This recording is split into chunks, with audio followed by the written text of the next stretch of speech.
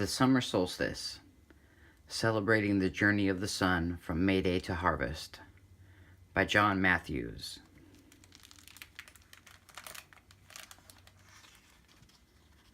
Chapter 1, Waiting for the Sun.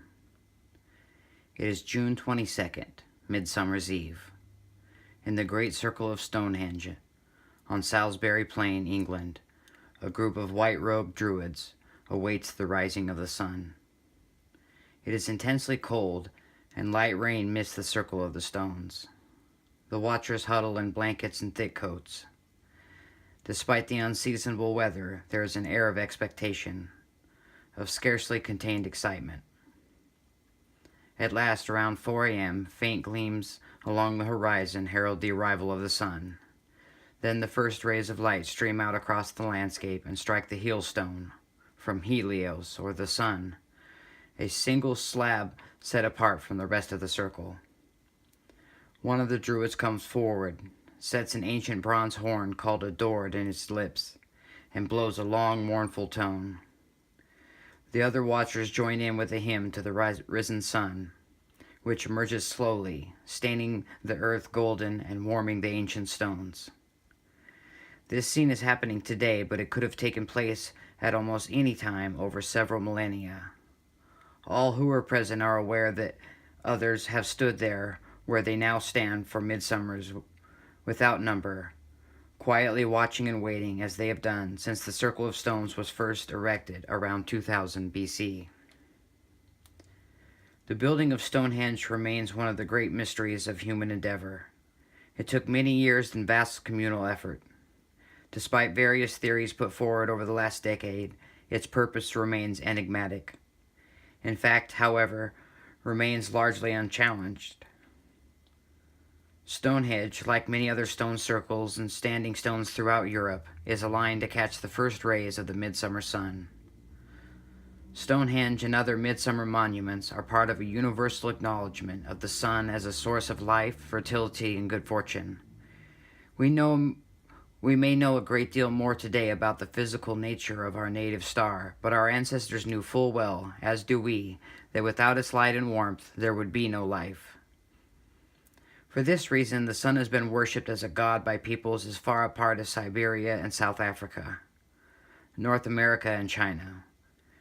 Midsummer ceremonies are enacted throughout the world, nearly all involving the lighting of fires to honor the sun's movement of greatest strength, and stories are told about the sun's importance in cultures as diverse as Mexico and India.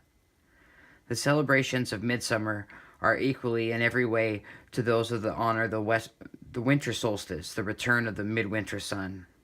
These celebrations and stories, and the building of monuments like Stonehenge that honor the physical nature of the sun, remind us how important the sun was to our ancestors, not only at midsummer but throughout the year, and how much of that early understanding has been passed on to us today. A heliocentric universe. We have not always lived in a heliocentric universe. The Greek philosopher Aristarchus of Samos first proposed a sun-centered model of the universe around 200 BCE, but this concept was quickly dismissed by Aristotle. The idea languished until the 16th century when the great astronomer Nicholas Copernicus proposed that the planets revolved around the sun rather than the earth as had been previously accepted. Despite support from such luminaries as Johannes Kepler and Galileo Galilei, the story of heliocentric universe was considered implausible by the vast majority of Copernicus's contemporaries, by most astronomers and natural philosophers for another 100 years. Disagreements between astronomers made no difference, however, to those for whom the sun was an object of veneration. Long before, when the world was still young, our ancestors watched the sky, looking for signs and asking questions about the nature of the sun's journey. Where did the sun go when it disappeared below the horizon? Would it return? Why did its light and heat strengthen and weaken over the course of the year? The importance of such questions was enormous in a world tied to a series of heavenly events and the effect they had upon the seasons, the times of rain and sun, planting and harvest. Two dates in particular, the summer and winter solstices, effectively divided the year into times of plenty and scarcity. To ensure the continuance of seasonal round, ritual observances were devised, aimed at appropriating the elements, or the gods who stood between them, and at protecting the harvest and livestock, and those who tended them, from bad luck and negative forces. A circle of white-robed druids awaits the rising of the midsummer sun at Stonehenge in Wiltshire, UK. As midwinter marked the death and the rebirth of the new sun, midsummer saw the rising of that sun to its zenith, followed by a gradual waning of its power as the year turned once again towards winter. The period between May and the end of September was a festival of the sun in all of its aspects, with rituals designed to encourage and draw upon its luminous power and to track its journey across the heavens. The first months of this period between May Day and midsummer celebrated the sun and its plenty, while the days between midsummer and the harvest in late September focused on the sun as the source of life and ripener of grain. The ancient tradition continues to influence us today in ways we are scarcely aware. Even now, we find it more natural to walk diesel or sunwise, following the path of the sun, rather than widdershins or against the sun, which is widely believed to be unlucky. Despite fears about global warming and the widening hole in the ozone layer, despite health warnings about the damages of unprotected exposure to the rays of the sun, in ways great and small, we still acknowledge the mystery of the midsummer sun.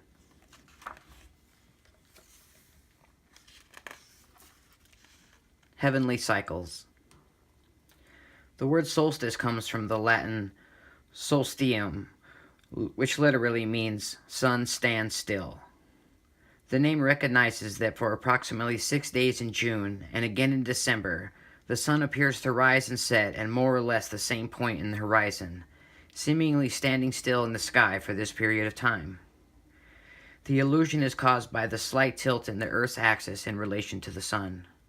A tilt toward the sun for the northern hemisphere brings summer, a tilt away the chill of winter. The transition times between these orientations are the solstices. To our ancestors, this alteration of the seasons was miraculous, a pattern that would cause disaster if it varied.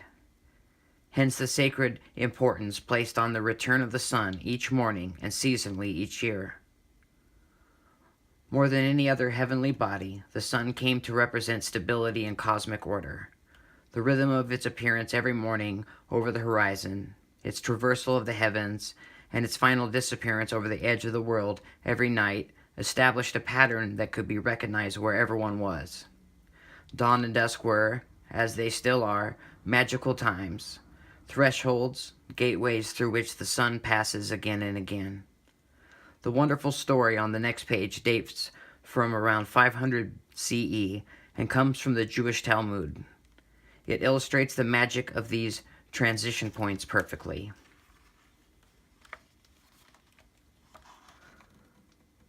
One day, Rabba Barhana, a famous traveler of antiquity, was guided by an Arab to the edge of the world.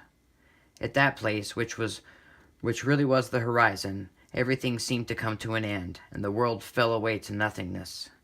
However, there was one window through which the movement of the planets could be observed. Arriving at the hour for evening prayer, Rabba placed his basket of food on the celestial window-sill and prepared to pray. When his prayers were finished, he looked for the basket only to find it was gone. "Who has stolen my food?" he demanded. His guide replied, "While you prayed, the wheel of the heavens turned and the world moved on.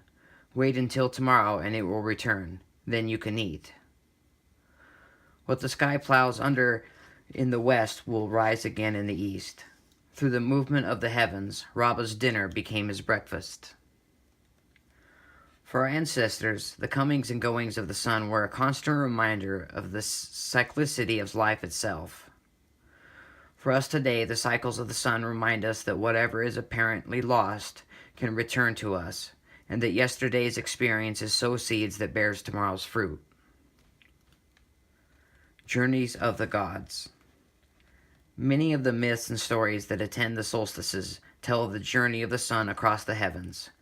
from early times to the two great dates of midsummer and midwinter, were perceived as gateways for the soul on its journey into and out of life. This pattern was echoed by journeys undertaken by the gods, often on behalf of humankind. In Egypt, the sun god Ra passed through a heavenly portal, sailing his sunboat into the lower world at night, bringing light to the imprisoned souls and battling against the monsters of the underworld, before returning triumphant with the dawn. The importance of the sun in Egyptian religious belief was immense. The story of Ra's epic journey and his triumphant return every morning were seen as metaphors for the journey of the human soul. As archaeoastronomer E.C. Krupp memorially puts it, we tell sun stories about ourselves whenever we rechronicle the triumph of light over dark. We see ourselves born, we watch ourselves grow, we witness our deaths, and we celebrate the new children who replace us. That's why the Egyptians put the sun story on the walls of a tomb. They and many other people have believed that we complete the cyclical tale and put in motion again by dying and transcending death through resurrection, reincarnation, or some other transformation that carries us from the darkness into the light. The same theme found expression in Northern Europe, where the Norse people, the sun emerged every day through the Deling's door, or dawn's door, after a struggle with the gods of night in the abyss. On the far-off Pacific coast of Canada, the Belliculi Indians also speak of gates of dusk and dawn, guarded by a giant warrior named the Bear of Heaven, who allows the sun to pass through, but no one else. Elsewhere in the myths of Mesopotamia, we hear of Shamash, the god of the sun, entering and exiting through the gates guarded by monsters, stepping through the gate of the east and onto the mountain of the sunrise. He toils through the day until he reaches the mountain of sunset, from which he passes through the western gate of heaven. There he meets with his wife, sits down for a meal, and rests before beginning the cycle again the next day. The cycle of life reflects the daily life of humankind.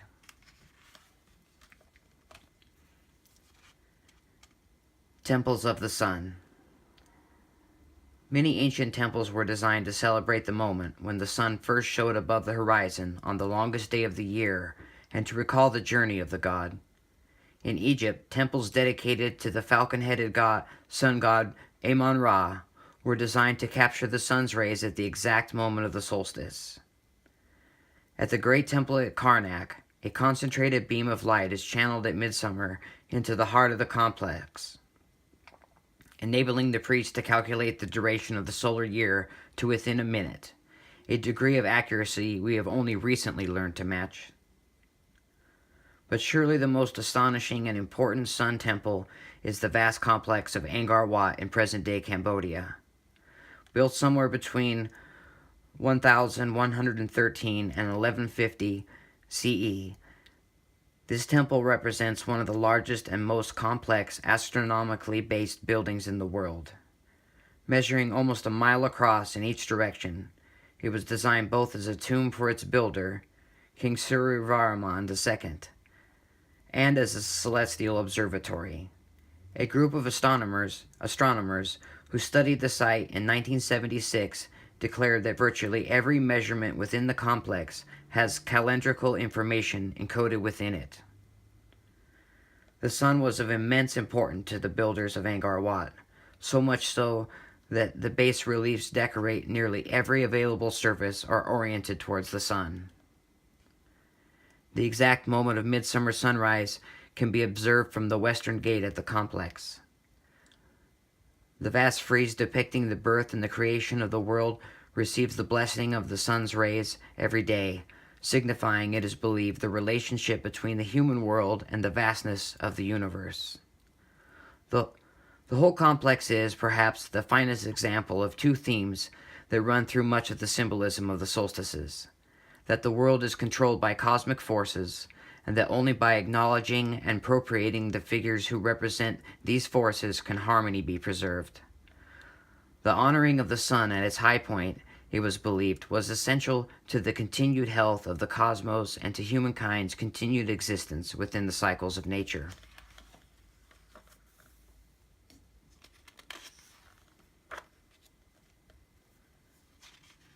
Rituals of the Sun. On the American continent as well, the power of the sun's journey and the importance of the solstice was acknowledged. At Chaco Canyon, New Mexico, a series of petroglyphs carved high on the rock face of Fajada Butte record the passage of the sun through the solstices and equinoxes.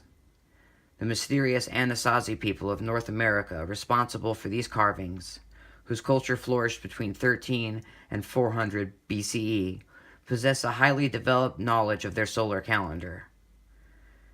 They passed on at least some of this knowledge to their descendants, the Hopi and Zuni people, who still celebrate the turnings of the year with elaborate festivals. Among the Zuni, the Pequin, or sun priest, conducted these events, which began with watching for the return of the sun from a small tower at the edge of the village.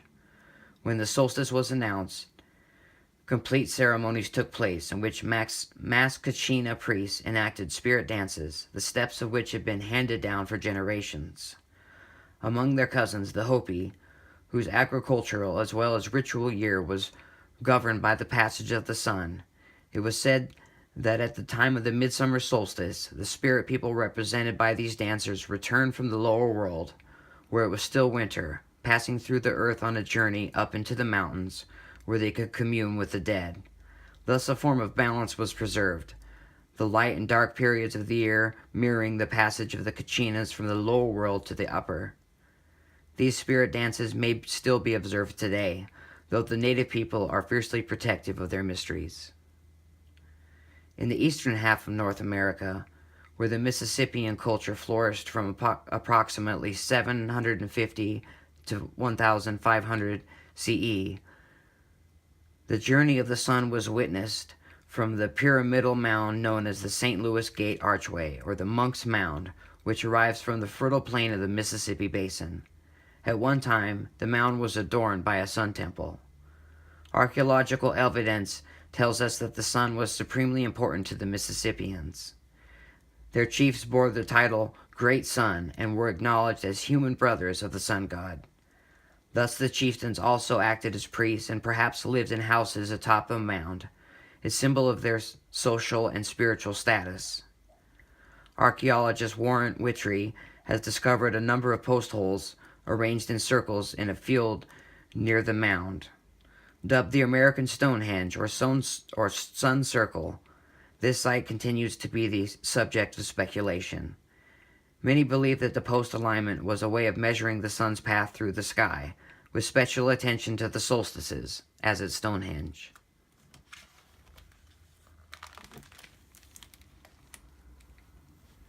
The summer solstice, celebrating the journey of the sun from May Day to harvest.